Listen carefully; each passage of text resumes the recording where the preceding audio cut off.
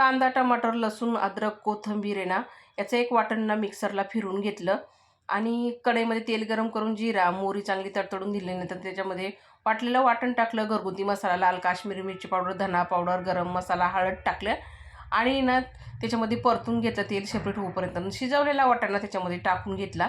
Mix करून उकळी काढून त्याच्यामध्ये चवीनुसार मीठ आणि कोथिंबीर टाकलं. इथं उकळी काढून आपली मटरची भाजी तयार झाली मंडळी. नंतर ना राईस पण तयार करून घेतला मी आणि चपाती. आता चपातीचे बऱ्याचशा मला कमेंट येतात की ताई तुम्ही चपात्या कशा बनवता? तर एकदम रेग्युलर घरामध्ये ज्या चपात्या बनतात ना तसेच मी बनवत असते. त्याच्यामध्ये काही वेगळं नाही आहे. कणिक फक्त आहे ना 10-15 मिनिटांना मी भिजत ठेवत असते. म्हणजे आहे ना कणिक भिजल्यानंतर चपाती एकदम मऊ लुसलुशीत पण राहते आणि दिवसभर म्हटलं तरी ती कडक होत नाही आहे. तर आज आहे ना सकाळीच हा डब्बा आलेला होता मला. पातळ भाजी, राईस पाहिजे होती आणि चपाती. तर कसा वाटला ते कमेंटमध्ये नक्की सांगा. धन्यवाद.